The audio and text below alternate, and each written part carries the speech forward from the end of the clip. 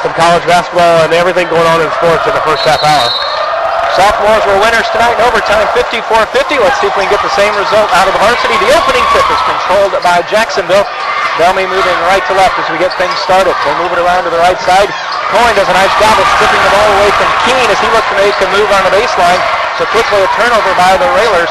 The Railers with their first possession here on a Friday night. Olsen, as he's bodied, and a foul's going to be whistled quickly against Lonergan. And that's key because out there that big against Jake being so small, it'd be good to get them an early foul. And we really haven't seen a lot of their bench. They only had 9 guys to come out during the warm-ups. A key for the Railers not to get in foul trouble, and a key for the Railers to get Jacksonville into foul trouble. Van Hook in the right corner gets the pass from Gesner. Will bring the dribble back out. Down near the timeline to Kirby. Swinging around quickly. Alley-oop from Olsen to Van Hook. Well, it's one of our favorite plays already, and I talked to Coach Alexander before the game, and Christian's first varsity start, he's going to try and get it going with a bang, and he definitely did. And just like that, the pass by Tate is over the head of Nate Jones. Josh, you mentioned one of the best receivers in the conference. That one went right through his hands. And I think it's important with everything that's gone on with the team this week to get this crowd into the game very early, and that alley-oop dunk certainly did the job. It sounds like the crowd's even more hyped up. And as a Coyne from the high post tried to get it down to Christian on the baseline, it was kicked away by Dalton Keene, so the Railers will inbound left side on the baseline. Gesner to fire in, 7:04 to go. Railers up early, 2-0. Gesner, the lob to Christian. Christian catches, throws it up in there. 2 lobs to Christian already. Nobody with Jacksonville can even come close to getting up as high as Christian is. So a good start for the Railers and a good couple plays by Coach. Jones has it taken away by Jordan Gesner. Jacksonville looking for their first shot attempt here. We're 6:45 to go in the first quarter. 3 possessions, 3 turnovers. Great start for the Railers. Olsen to Kirby. Gesner running the baseline, comes around to the left side, back now to Kirby. Quickly to Olsen. Jake looking down on the corner. There's Van Hook. Double team comes. Olsen out to Austin. Austin will fire up a 3. Top of the key, and he plays it. You know, right there, Coach couldn't draw it up any better in the first 3-4 possessions for the Railers. A dunk, a putback, a 3, and 3 turnovers by the Crimsons, and Coach Dugan had enough of that. A 30-second timeout taken by Coach J.R. Dugan. We will certainly keep it here. Van Hook with an early 4, Austin Kirby with a long 3, and we talked about it with everything that's gone on, exactly the start you want to get into, because if it were reversed, then things get a little tighter. You start trying to do things that you really don't need to, but right now, so far, so good. Yeah, great point, Jeff. You know, you get down and the guys are looking for the guys that usually bring you back. And if you're up now, it looks like the Railers have done a great job here in the first couple possessions of being very patient. That last possession, 6, 7, 8 passes till we worked it around, and Kirby steps up and hit the big 3. So a good start for the Railers, but one thing is, you know, Jacksonville will make a run here. Jacksonville, Keene stuck in the backcourt, almost thrown away, but it's tracked down by Lonergan right in front of the Railer bench. Now Lonergan checked by Van Hook and Kirby. Lonergan looks to make a move, and Christian's going to be whistled for a grab. And that's one thing we've mentioned even off there is Christian does have a tendency to get in some foul trouble. We can't have that tonight based on the start he's got. Well, he might be the guy that we cannot replace tonight, and it'll be, you know, huge if he doesn't get into foul trouble. There's 2 right there. Yeah, Keene looks to make a move, and are they going to get Grant or are they going to get Christian? Because they were both there. And the foul's going to be whistled on Christian, so in a matter of 4 seconds, Christian's picked up 2 early fouls. Yeah, Coach is in a predicament right here. You know, you're up 7, but 6 minutes left in the first quarter. How long can you go and leave Christian in there? Hopefully he has the experience and the stuff inside the head to say, hey, if I got to give up an easy 2, I give up an easy 2. We see Dalton Keene, the 6'4" sophomore, at the line. He gets the first one.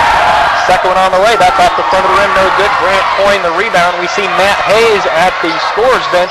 So presumably he will be checking in for Van Hook at the next opportunity.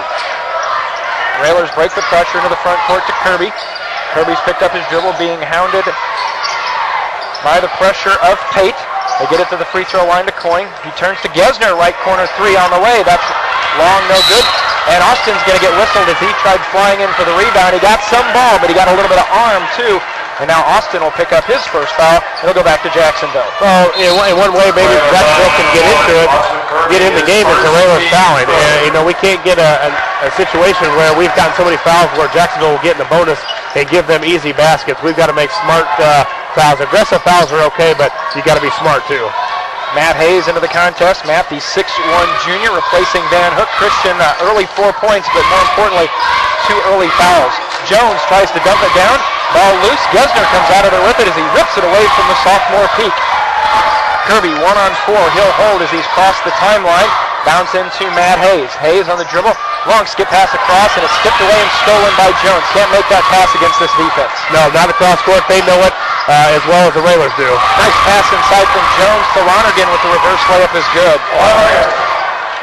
Railers up 7-3. They got off to an early 7-0 start. 4:55 to go in the first quarter. Coyne on the dribble. Still looking to get it into the front court. They do to Gesner. Nice catch by Gesner in front of the Railers student section. Coyne turns underneath to Matt Hayes. Hayes to Gesner, and Gesner lost focus and right through his hands on a turnover. And we talk about the importance of Van Hook. Christian gets the 2 early fouls, and Jacksonville's starting to slowly creep back in. It looks like we're just trying to go a little too fast. The guys are trying to make moves before they have the basketball, and you got to, of course, you got to have the ball there. Just another silly foul by Kirby, reaching in where a guy's not even close to the basket. So that's the one thing right now. 4 fouls already on the Railers with 4 minutes and 38 seconds left in the first quarter. 3 away from putting Jacksonville in the bonus. Yep, Austin, and checking in for his first varsity action is 6'1 freshman Max Cook. Max will replace Austin, so on the floor for the Railers, you've got Hayes, Cook, Olsen, Gesner, and Coyne. Lonergan tries to go baseline, gets it out to Keene. Keene on the baseline, flips it out now to Jones. Left corner 3 from Keene, that's no good. Gesner with the rebound for the Railers. Olsen up on the left side to Max Cook. Cooks now to Olsen. High post to Brandt, turns, 16-footer, up and good. Yeah, could have been a big night for Brandt. If we're going to play that 1-2-2 all night, Brandt can get loose in that middle right there, as we've seen for 2 years now, is an excellent shooter from the free throw line. Max Cook reaches in and takes it away from Jones. Olsen with it. Left side, Max Cook 3, that's no good. 2 Crimsons there for the rebound, and Keene comes out of there with it. Cook certainly not shy about throwing up a 3. Layup attempt by Jacksonville, no good. Railers will come the other way, and Gesner will slow it up at the 3:45 mark. Railers up 9-3. Brandt turns, 17-footer, may have had some contact. Hayes is there, and Matt gets the rebound, and they're going to say Hayes was not going to the basket, and it'll be the Railers ball out of bounds underneath. Yeah, a good shot after a couple passes from Coyne. I think the first one he got, he was wide open. That one was a little contested, but Hayes, excellent job by Hayes following the basketball, tracing the ball with the air ball, which is always the toughest rebound to rebound, but a good job by the Railers. Railers get the inbound out from Olsen to Gesner. Jordan mishandles the dribble a little bit, gets it to Cook, over to Olsen. Max Cook, top of the key, puts it right corner to Gesner. Railers swinging around, looking a little more patient this possession. 3.5 to go. Cross court to Gesner. Gesner inside to Brandt. Brandt inside the lane. Fade away is good.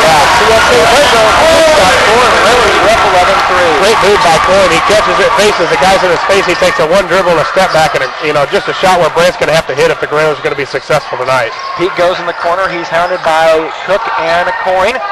Skip across. Matt Hayes almost with the steal. Nice shot by Matt as he tipped it away. Checking into the contest for Jacksonville for the first time will be 5'9 sophomore Andy Mills. He will replace Lonergan. 3 minutes to go in the first quarter. Lincoln on top, 11-3, looking to stay unbeaten here on the season. Driving baseline, ball is tipped away. Stuck under the corner is Mills. Mills tries to get it out. Ball loose. Cook on the floor. Crimsons fight for it, and Jacksonville comes out of there with it with Peak. Pate near the volleyball line. They swing it to Mills. High post tipped away by Coyne. Brandt tips it back to Olsen. Jake picks up the dribble and hands to Cook. It looks like the backs are even more aggressive, unless the Jacksonville just throwing it right to us. But we're getting a lot of steals out of our backs tonight. Cook in the left corner to Gesner. Working the ball around. Olsen controls the dribble now to Cook. 2:15 to go in the first. Lob play to Brandt. Brandt off the glass is good. Nice pass from Gesner. got 6 in a row. You know, we talked about that lob all year where we weren't getting ducks in the beginning. Jeff, how much better have the passes gotten so far? Yes. And with 2 minutes to go, Jacksonville loses it, but they're going to say last touch by Coyne in the corner. And 2:03 to go, a double-digit lead already for the Railers, 13-3. Mills to inbound. Does so to Keene. Cross court to Pate. Pate's going to drive against Gesner, and Gesner knocks it away again. They're going to hand it to Jake Olsen. Olsen over to Gesner. Back to Jake. Thought about the three, didn't take it. Gesner will on the way up and good.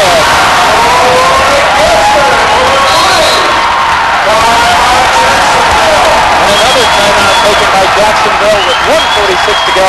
This one is full. They're taking time. We will as well. 16-3. Railers up. Back in a moment with Lincoln Railer basketball. Along with Josh Komnick, Jeff Benjamin with you here. Lincoln Railers on top 16-3. And Josh, is it a case of Jacksonville, once they found out that the Railers' top two scorers weren't going to be in the contest tonight, is there a little bit of a letdown thinking, well, gosh, it's going to be a little bit easier, and they found out it's not? Well, I don't know if they knew enough time to really change their mindset. You know, I'm not sure they walked into the gym knowing that two of the players for Lincoln weren't going to play tonight. So I don't know that it's it. I just think our defense has been excellent so far, and the Railers have done everything right so far. Peak drives to the basket. Brant Coyne high over Keene for the rebound. Minute and a half to go in the first. Everything going right so far for the Railers. Up 16-3.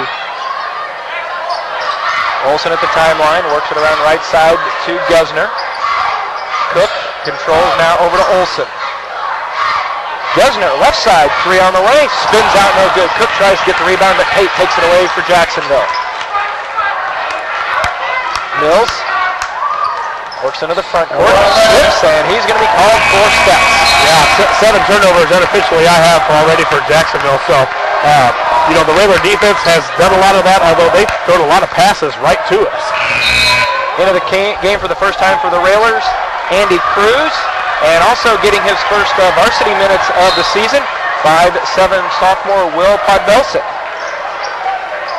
So the Railers forced to go with a much different rotation than we're used to seeing, but 624 wins overall. The coaching staff is starting to get things figured out very early. Well, they've seen these guys for a long time. They know what they can do. Gesner, right side three, up, off the back of the rim, no good. Cook high for the rebound, off the glass, and it's good.